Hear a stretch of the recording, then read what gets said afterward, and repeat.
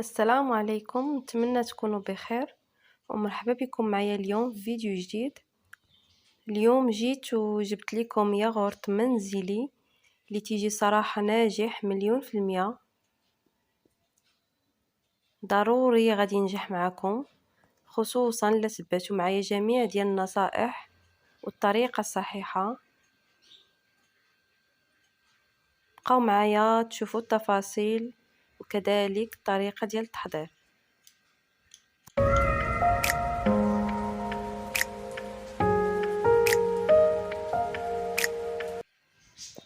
نبداو على بركة الله.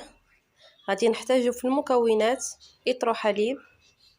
بالنسبة للحليب من الأحسن ما يكونش UHT، الحليب يكون من أي نوع غير ما يكونش UHT. عندي كذلك 3 معالق كبيرة من السكر حبيبات أي سكر سنيدة، و2 معالق كبيرة من الحليب المجفف أو الحليب غبرة، وواحد ياغورت بنكهة الفانيلا. من الأحسن يكون أصيل، وممكن ديروا أي نكهة، يعني نكهة الموز أو أي نكهة تفضلوا، غير من الأحسن يكون أصيل ما يكونش كريمي. وممكن كذلك تستعملوا سكر الفانيلا، أنا ما استعملتوش. وطريقة التحضير فهي سهلة جدا، غير ضروري تطبقوا الطريقة كيف ما هي. غادي ندير الحليب ديالي في الكسرونة،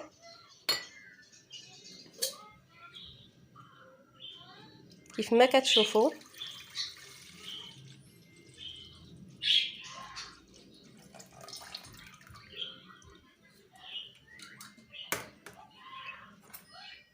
وغادي نضيف ليه 3 المعالق كبيرة ديال السكر سنيدة،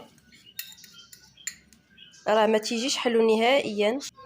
ونضيف ليه كذلك 2 معالق كبيرة من الحليب المجفف،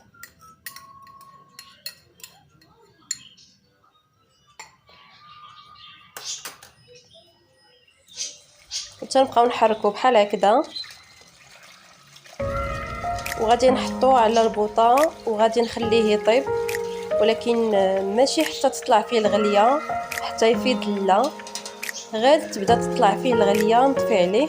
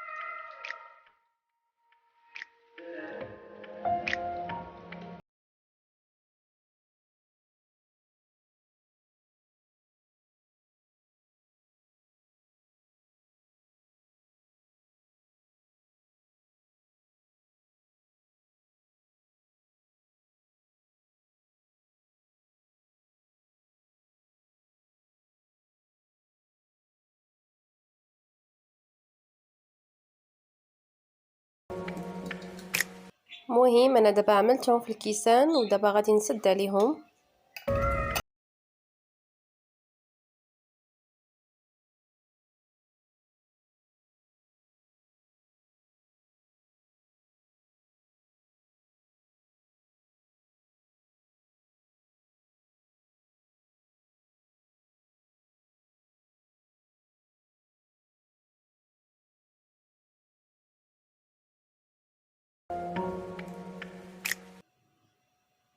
المهم انا دابا سديت عليهم، وبالنسبه ليا انا قبيله طيبت شي حاجه في الفرن، باقي ليا الفرن سخون يعني دافي.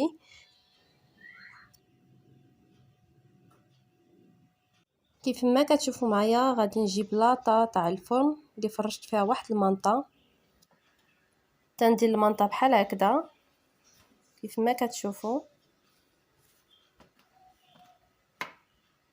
وتنبدا نهز في الكيسان ديالي تنحطهم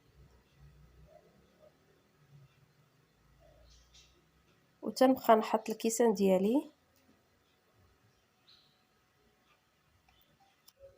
على هذا الشكل هذا.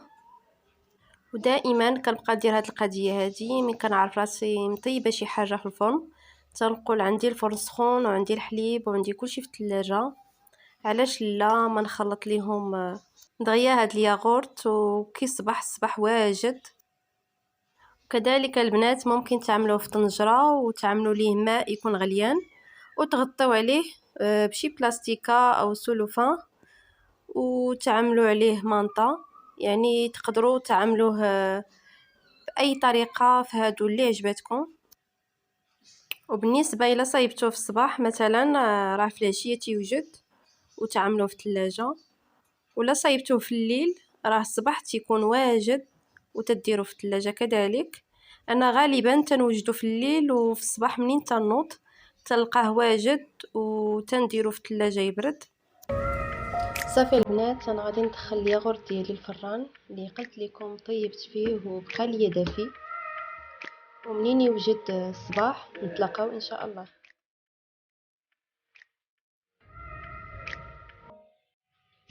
صباح الخير عليكم، كي صبحتوا لاباس بخير. المهم هذا هو اليوم الثاني انا عاد خرجت اللاطه ديالي من الفرن. كيف ما قلت لكم البارح الفران كان طافي ماشي شاعل غير كان دافي، ودخلت ليه هاد اللاطه هذه باش ديك السخونيه كتخليه يهرب معنا.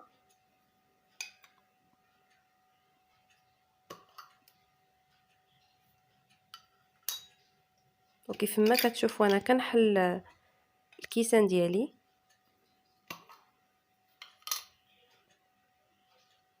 المهم هانتوما كتشوفوا معايا كيف جا.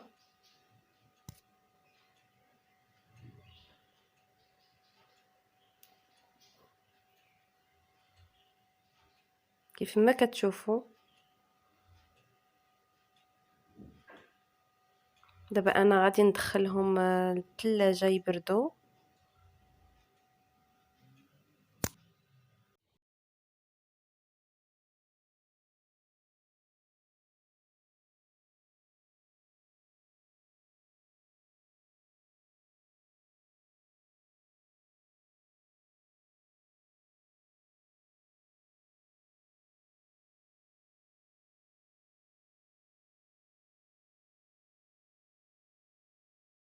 كيف ما كتشوفوا معايا البنات من بعد ما دازت 24 ساعه وبرد لينا الياغورت ديالنا، انا رجعت معكم باش نشوفوا النتيجه تاع الياغورت اللي درت البارح بالليل. تشوفوا كيف جا.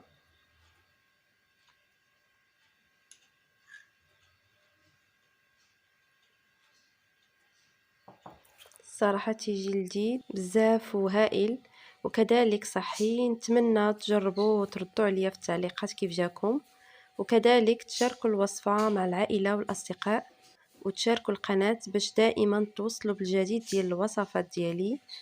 وشكرا على المتابعه والتشجيع، والى اللقاء في وصفه جديده ان شاء الله.